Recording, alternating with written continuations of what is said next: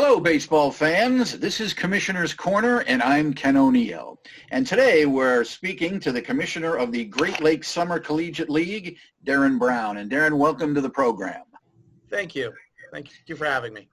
Now, the Great Lakes League, we'd like to know a little history about it, and how are we doing this year? Well, we started in 1987. We've been partially funded by Major League Baseball since 1992. And I took over as commissioner in 2015. We've grown to 14 teams. We're at 12 right now. It's been a really good year. The weather was a little tough earlier in the year for us in the Midwest, but things have settled down, and we're proceeding as planned, basically. Now, there are 80 somewhat summer leagues all over the country. How do you recruit, and where do you recruit from? Basically, we rely on scout information. We talk to the scouts a lot about who they want to see, who they would like to for us to have on the field so they can get a good look at them. We also have connections with college coaches. So in my league, other leagues, the commissioner is involved in recruiting. In our league, each team recruits themselves. So everybody has their own connections with college coaches, basically. The college coaches place them in our league. Now, you have teams in Indiana or Michigan and Ohio. And how does that deal? How do you deal with the people like I see there's a bunch of them, people from Ashland University. Mm-hmm. Get a lot of recruits from local areas, or do you get them from all over the country? Right now we have 37 states represented in our league. So it's a combination of players that live fairly close. A lot of our teams will have maybe a quarter of their team live within 2 hours of the ballpark. And a lot come in. We've had them from California, from Alaska. We actually have a team in Indiana, right on the border, Richmond, Indiana. We also have a team in Canada. So this year we had a player from Taiwan. We had a player from the Dominican Republic, and, of course, Canada. So we've kind of gone international here in the last few years. So it's a combination of players coming from far away, and then they fill in around to fill position spots with players that live close. Now, with it says that each year you've had 20-plus players drafted into the major leagues. Have there been anybody, have there been any all-stars? Who has been drafted by the major leagues? Oh, gosh. Schwarber. We've got a list of guys. A lot of them were earlier. Our major league list is well over 100-plus players at this point of guys that have played in the bigs. And it's just, it's kind of interesting to see how that list grows over the years. And we rely on our teams to tell us when that is. So that list has grown significantly. So we're kind of proud of that. Now, what kind of league is it? Is it a profit league? Is it non-profit league? Because of our affiliation with Major League Baseball, we must be a nonprofit. So each of our teams is a 501c nonprofit entity. Now, as far as this year's playoffs are concerned, how does that work now? Some have the one plays 4. Sometimes they have 8 teams. How does your playoffs go? Because we go from Muskegon, Michigan, all the way down to Cincinnati, Ohio, and into Canada, we broke our league into 2 divisions, north and south. So we're going to have the number 1 and number 2 team from the north and the number 1 and number 2 team from the south play a 3-game series, and then the winner of that will play a 3-game championship. That will start next Thursday, actually. Now, according to the standings that I see, you've got the Galleon Graders and the Richmond Jazz are on the bottom. They're pretty they're a lot of games behind. Do you have like a minor league system that brings people up? How do the teams that are really not doing so well, is there any way to help them? What our teams are doing, actually, and this didn't happen when I first took over, but they're actually sharing contacts now. Before they were kind of competitive and they would, if they had a coach contact, they wouldn't share it. But now I see teams like literally saying, I don't have a use for this third baseman. I don't have a place for him to play. They'll forward that to the rest of the league. That wasn't happening when I first took over a few years ago. So I think the top to bottom were a little more competitive. A couple teams have struggled. They struggled mainly because of a lot of injuries and some players that were just not able to make it to play for them.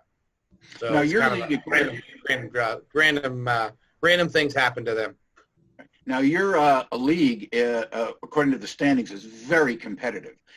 You've got 3 teams within a half a game of each other in the South Division. And then in the North Division, you've got 25-11, the Lima Locos. Yeah. It's a very competitive league. How is it? How is the game itself? Do you have the 10th inning where they put a guy on second base? Do they have something like that? Is it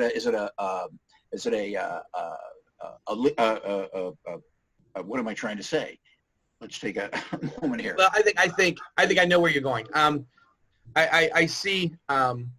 We do the international tiebreaker at the end of we play 1 extra inning. So if we're playing a 9-inning game, the 10th inning is a straight baseball.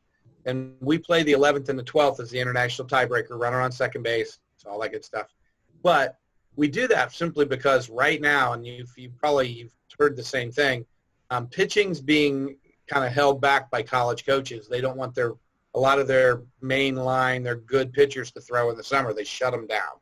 And so we had to protect pitching. So a pitching staff could not have, we had last year, 3 years ago, we had a 19-inning game. Oh. And that 19-inning game destroyed that pitching staff for almost a week. Wow. So with pitching at such premium now in all leagues, the Cape Cod, all of them, we belong to the National Association of Collegiate Summer Baseball, the NACSB, and we kind of share what's going on, and we're all seeing the same thing. We're seeing very little pitching being released to us to be used in the summer, and that creates problems. Now, So we stop after the 3rd extra inning, so we could have a tie. That's probably a good idea. Yeah, we didn't want to destroy pitching staffs, and we also, a tie is a tie. So it is what it is. And it's summer baseball. We're not out here we're not winning NCAA championships or anything. So. Now, how is the attendance and how is the community go along with your teams? Every town is different. Lima probably has the best fan base and probably the biggest history of having a large fan base. Their games are events. Muskegon had just shown up, St. Clair out of Canada and Tecumseh, Canada. They came in a few years ago. They have developed a large fan following. And now other towns are more kind of single teams, kind of more of a local feel, not like these other teams. They try to run a minor league kind of event. So it's a little different. It varies team to team, ownership to ownership, organization to organization. Our fan base went down for a while. It's now coming back up. We're working real hard to use social media to help bring them out. The newspaper doesn't help us much anymore. That's true. Now, how about the future? What have you got going for the future, and how is that going to go? Well, we're going to try to keep we're going to keep our footprint relatively not small, but we're not going to go crazy. We want to try to stay close to our footprint that we have now. We don't want to create travel expenses that are just so high that it would make it prohibitive for our teams to operate. But we're always looking for new teams that want to come in. We're looking for facilities that players can play in that are going to be safe and give them a good experience. So, and we're looking for people to run those organizations that are baseball-minded while business-minded at the same time. And so we're constantly, right now I'm talking at about 3 or 4 different locations about the possibility of coming in 20 or 21. So it's interesting for me. I kind of run out in front. I'm kind of like the scout. I go out and I talk to people. In fact, this weekend I'm traveling to one of those cities to look at a ballpark and a potential person who wants to kind of run an operation. So it's interesting. So that's the fun part on my part. Now, for all the teams that you have, how are the stadiums? Where do you play? It's interesting. We go the entire gamut. A lot of our fields are very, very good high school fields, and I always tell people kind of step back and think they should be minor league ballparks. But if you look at the Cape Cod League, their baseball fields are basically high school fields. So we have some very, very Xenia has a stadium. Richmond has a stadium. Richmond is the old stadium for the Richmond Roosters in the Frontier League. Other fields, Lima, they have great events there. They get 500 to 1,000 people a night, and they have basically a really good high school field that's been put more seating around it and created an environment that was conducive to kind of creating an event for a baseball game. So our facilities kind of run the entire gamut, from just a high school field that's just been, spruced up to an ex-minor league ballpark. So we're kind of fortunate that way. Every major league team has 13 pitchers now, and who knows how many there will in the future. How many pitchers do you have on your roster, and how do you determine pitch counts and all of that? Well, we follow the smart pitch, or the pitch smart initiative that USA Baseball has put out. That was our agreement with Major League Baseball that we would do that. I have a league statistician that watches pitch counts on Point Street. That's our stats program, and lets me know if anybody violates it. There are fines associated with the coaching staff and the team for violation of that. We've not violated. They're pretty good about it. We've come close, but we've not actually violated it. But that I'm aware of. But I think with the pitching staffs, it's different for different teams.